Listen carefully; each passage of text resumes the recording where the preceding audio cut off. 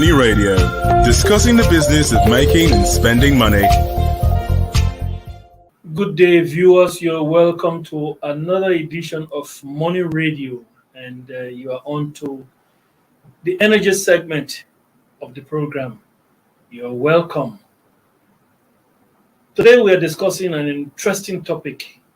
Of course, we are still in the euphoria from both Rome and Glasgow of what world leaders are planning their next line of action on climate change. And so this is COP26, and we are discussing an issue because our President Muhammadu Buhari, at that conference, both in Rome and Glasgow, he made a promise that Nigeria should achieve net zero carbon emission by 2060. Other countries have this. Of course, the UN has a target of 2050. President Buhari and maybe, I think India, they are saying 2060. So that is the topic we are discussing, the challenges. What challenges are ahead of Nigeria in achieving this lofty goal, net zero carbon emission by 2060? The challenges ahead. My name is Kes Hammond. I'm your host, and in the studio with me is an in-house analyst and a regular face, Mr. Anthony Uko. You're welcome. Thank you. Very good. So our president has said that Nigeria should achieve net zero carbon emissions by 2060. We know where we are. We live in Nigeria. How plausible is that? Where is Nigeria on the scale of carbon emissions right now?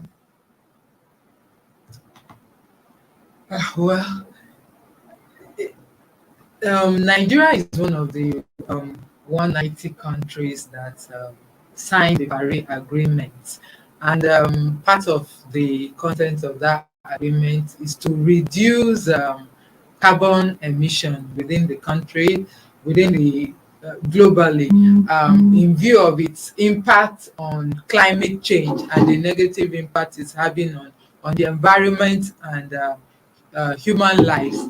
Then globally, we've seen a lot of devastation that climate change has caused. We've seen fire outbreaks all around in some parts of the world. In the US, we've seen tsunamis, we've seen erosions, we've seen all manners of natural disasters, which more or less have been attributed to climate change. And so everyone globally, it's an issue of concern for countries to come up with plans on how they will reduce carbon emission within their own affairs in order to reduce it globally and reduce the impact. So like you said, our President Muhammadu Buhari has gone ahead to toe the line, even though it has given Nigeria 10 years gap from the UN position of 2050. So 2060 is the target for Nigeria. So how feasible is this? Well, there are so many issues that we would have to look at as we go along in this program. I would like to remind you that 2060 is some 38 years from now. Now, look at where we are in terms of carbon emission. Of course, we are not emitting so much compared to some, not just emerging economies, but developed economies. And the emerging economies will include China. China is the highest emission. You have Brazil. Yeah. Brazil is another big emitter of carbon. Yeah. We have India, another big one. Before we come to the big boys, talking about the US. We're talking about Canada. And These are countries that I would say are, in my layman terms, I would say they are kind of hypocrites. They are being hypocritical. They are developed. No, Well, no, no, no. let's look at it this way. Nigeria may not be emitting so much right now, but that is because Nigeria is highly energy deficient. You want to look at it in terms of electricity. Nigeria is not even producing electricity that up less than 2/3 of for the citizens. Yeah, that's Then why I in was terms going to. of so there are so many developments in the country that requires a whole lot of energy that Nigeria is not meeting up to. Yes. So the development gap and the kind of energy it requires for Nigeria to meet it is that is the only reason that Nigeria is not emitting as much as these countries, these developed countries that you have mentioned. So it shouldn't be a thing of we shouldn't be consoling ourselves that Nigeria is not emitting so much. For Nigeria to be able to develop enough to catch up with those countries that are high emitters right now, Nigeria will have to do a lot, and coming at a time when the world is moving away from fossil fuel and going into cleaner means of energy. How would the country be able to put up the level of investment that is required to develop at the pace that it needs to develop without and at the same time cutting down on carbon? Let me make one or two points. You know, when we talk about Nigeria not producing so much, there are a few things we need to take into consideration. Number one, when we say Nigeria is not emitting so much carbon, we think about what's produced on the national grid. Yes. We don't take into consideration the generator that you use when you don't have light, the generator that the big companies use, or the plants that the big companies use to produce. We have manufactured products in Nigeria, many of them. The oil companies, they have their own generating capacity. They produce. That is not part of the 4,000 megawatts. But even if it's 10,000 megawatts, it's not enough compared to what those other countries are producing. We look at the cars that we use on our roads. A place like Lagos. Lagos is polluted. You agree with me? But even at that, Nigeria is not one of those big pollutants or polluting nations. But for President Buhari to promise that by 2060, 38 years from now, Nigeria will be a zero carbon emission country. That is a challenge. A tall order. Because there are many things that we have to change. Of course. Our way of life will have to change in this country. Now, we're talking about the kind of cars we use. We're talking about our generator. You are a corporate. Your generator. I don't use generator. I hate the noise. Your neighbor is a corporate. Of course, I have them all around. They are all around. So firewood. People who use firewood. Of course. People who use charcoal. Charcoal is fairly clean, but no, charcoal is not that clean. It's not. It's not clean. It's not. No. These are things we need to change. These are ways of life we need to change. We need energy, but the kind of energy we need. When I said that these countries are, these big countries are hypocrites. You know, a country like the US, a country like China, they are still using coal till today, whereas they're in Enugu. In fact, 22 states in this federation are rich in coal deposits, but they don't give Nigeria the needed loan to generate their own power based on coal. I'm talking about power from coal. and they say because of the same climate change issue. That's why I call them hypocrites. Yes, because they are still using these things. Canada, they are using coal till today. Now, how plausible or how feasible it would be for Nigeria to get to that zero emission? I would like to remind you, when you talk about zero emission, it was a report released a few years back said that cow dung, Mm, cow feces, yeah. is highly is a high carbon dioxide is rich or is high in carbon dioxide. Carbon dioxide. So cows are actually major project culprits of, but that's natural. But they emit high carbon dioxide. They emit carbon emission, and of course, in some places, those things are burnt. They are burnt as fuel. So all of those are areas that we are thinking we are going to make changes. Those areas we're going to make changes to meet that 2060 deadline, which is about 38 years from now. Yeah, in meeting this deadline, a major issue for Nigeria is its revenues. Right now, Nigeria depends 86% of Nigeria's revenues come from Crude oil. oil, Yes. the export of crude oil. Yes. So right now, it's like with that being the country's mainstay in terms of revenue generation, a lot has to be done in creating other means of the country generating income before this emission, bringing an end to the issue of fossil fuel as we have it now, transiting to cleaner sources of energy.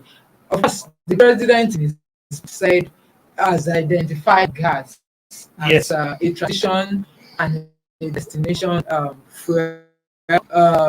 Gas is going to play a whole lot. But even as we speak, where are we at in terms of gas? Nigeria still flares gas. As right now, Nigeria is still the 7th highest flaring country in terms of gas. And we have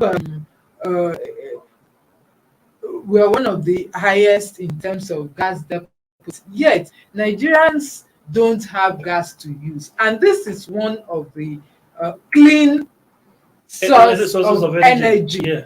So where the Nigerians don't have gas to use, Yes, that's the point. and we are flaring gas. Yes. Now, and a lot of investment is involved in changing the natural gas. You talk about you talk about gas. Nigerians to use. You talk about gas. Now, not long ago, of course, we had so much in terms of firewood that were burning. Mm-hmm. Firewood that our means of cooking, our means of energy was actually different, and then the federal government started encouraging the use of gas, Mm-hmm. and that had been going. There had been some improvement. Of course, more people have started using gas. But now, the federal government, with its decade of gas, yes, has drawn so many Nigerians away from using firewood, yes, away from using coal. Yes, and then in the midst of getting firewood, there's cutting down of trees, deforestation, yes, which is still part of the issue in this climate change issues. But it's like right now, a whole lot of the gains that have been made, all the millions of people that have been moved away from the use of kerosene, from the use of firewood, from the use of coal, yes, and who have crossed over to start using gas, which is cleaner.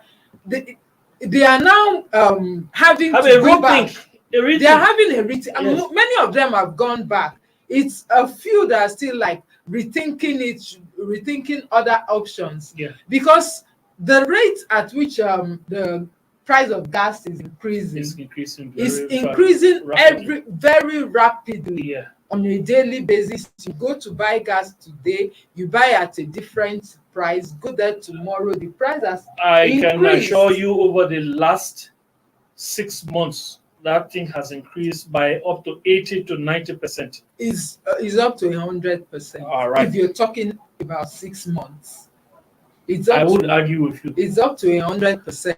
I wouldn't argue with you. And in some places, it's over 100%. I wouldn't argue with you. So with this, all the gains have been made is now being eroded all over again. So where we are at now, Nigeria will really have to redouble its efforts to ensure that gains that are being made are not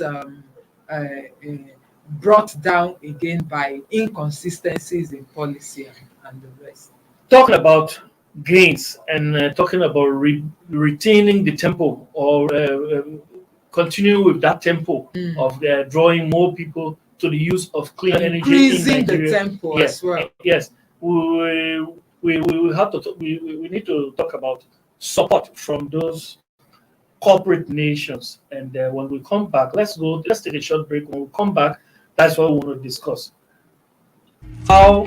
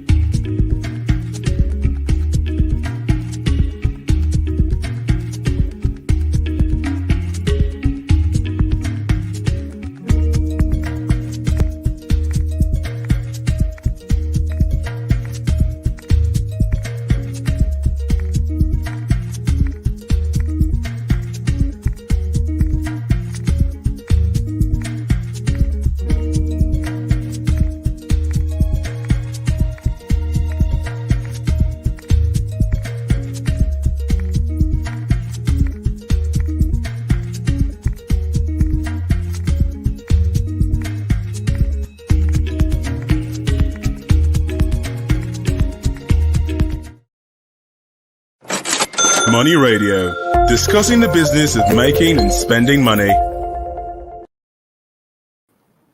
Welcome back. You're on to Money Radio, and we're on the energy segment of Money Radio today. Still with me in the studio is Mr. Anthony Uko, and I remain Case Hammond. Welcome back, and thanks for being our loyal followers. So, we were talking about Nigeria continuing with that tempo to draw people to cleaner energy as it's part of the fight against global warming. Climate change. Yes. So talking about that, there have been promises in the past from rich nations that in order to fight, of course, these countries that we named, the US, we named China, we named Canada, we named Brazil, they are actually the major culprits. Now, how can they assist poorer nations, at least like Nigeria, to fight climate change by migrating to cleaner energy? In the past, these richer nations had made a pledge of $100 billion to assist poorer countries. And we see that right now that ante is being upped. How? Because those days of maybe the Paris COP, the COP 20, was it COP 15? Yeah, COP 20, somewhere around there. The Paris, yes, it was COP 20, the Paris Agreement. That the way to move forward is, look, we need to assist poorer nations. And since then, we haven't seen anything. In fact, right now, Nigeria is grappling seriously with the issue of migrating to the use of gas. And it's clear, there is hardly any money to subsidize that gas sector. And as a result, we see the price of gas going through the roof.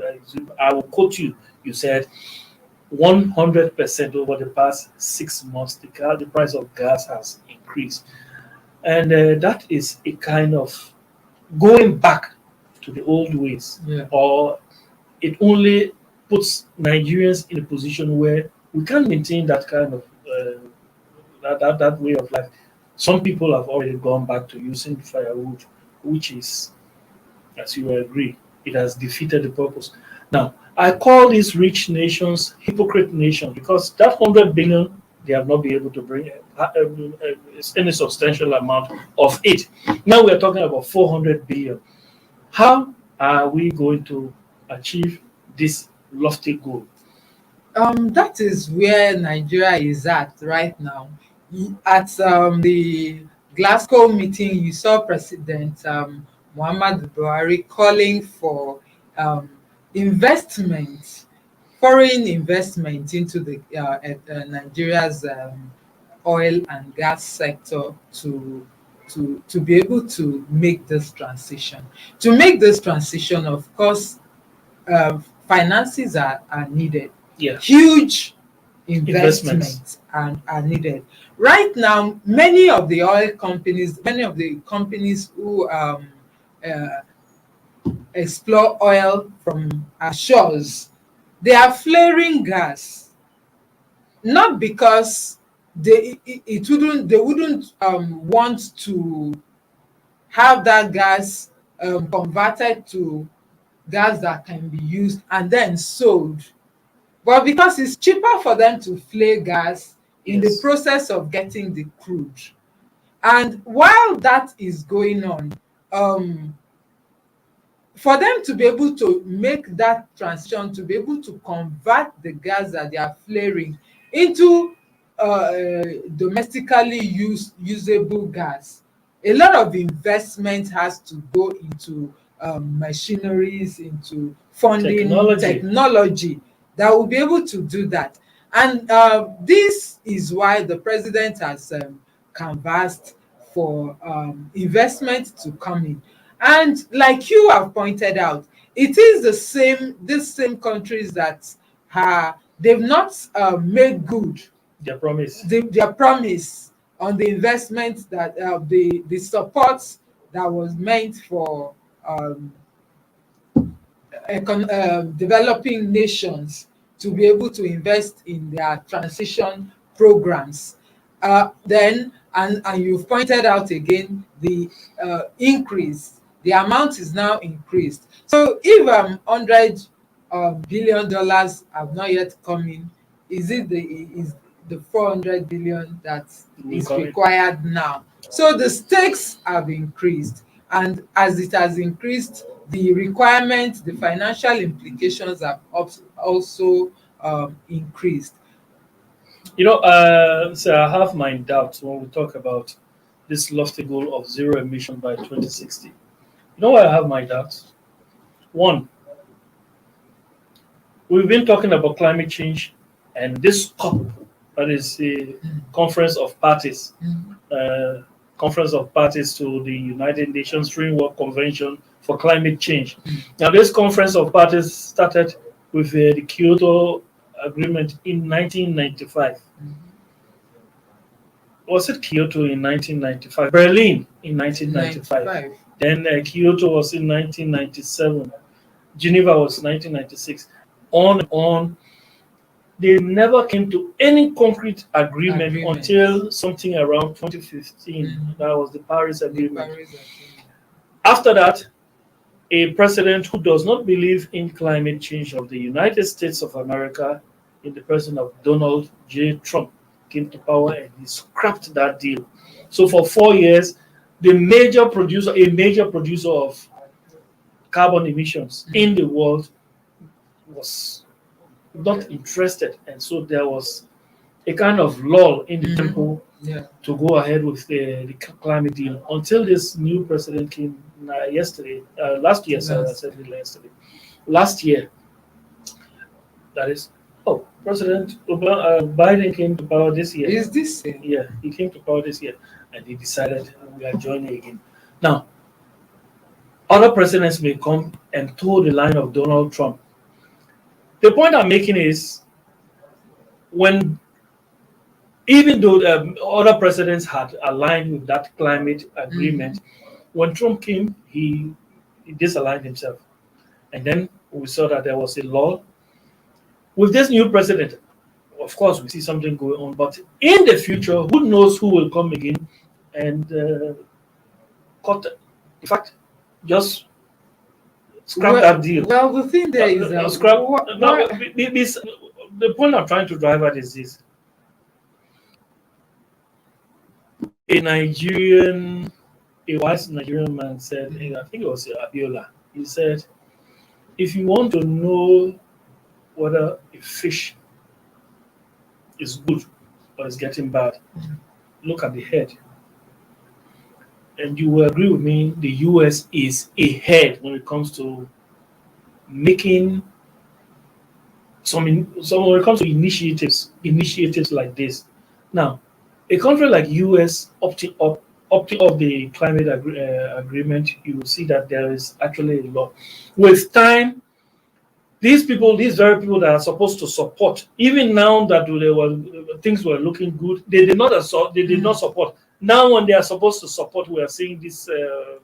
I think each what will a country like Nigeria, that is depending on finances from these people, each country would need to do the much that it can, even without the support. Nigeria will have to do the much that it can, as more so in view of the devastating effect that climate change is having and the emission is having. Look at Nigeria's the riverines, the oil spill from oil leakages from gas flaring, desertification, the health challenges that it's causing, generator fumes, car exhaust, and all whatnot. So the impact on Nigerians is huge. So with or without support from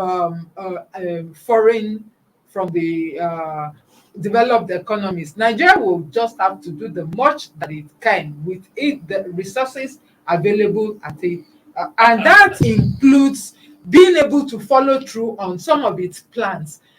So the point we're making is that Nigeria actually has to do what it has to do to reach its target of 2060. But the question remains, how much can Nigeria do? It requires some foreign assistance. That is clear. And we have marshaled those points where Nigeria needs some foreign assistance. But Nigeria still has to do what it has to do. Remember, transiting from the use of fuel-powered cars, gasoline-powered cars, to the use of electric cars, it's not going to be just an easy thing. That requires massive investments. You agree with me, I'm sure. So that's the much we can take. Let's hope that the 2060 agreement or the 2060 target remains on course. President Buhari, of course, will not be around by that time, but we expect that his successors will have at least that responsibility. Yes, they're buying into that agreement. And with that, let's hope it's for the good of all of us. Sure. Yes. But the thing is, the big countries, the developed countries, have to be more responsible now. It's not all about economics. It's not all about politics. Our welfare as humans, as mankind, must be taken into consideration. That's the much we can take today on Money Radio. Thanks for being with us. Thanks, Nisa, for being here today again. Thanks to you, our producers. Next time we will meet on Friday. Yes, no, we will meet on Monday. Yeah. Monday. Today is Friday. When we meet on Monday, we'll have another bumper edition for you on Money Radio. Until then, stay safe and remain blessed.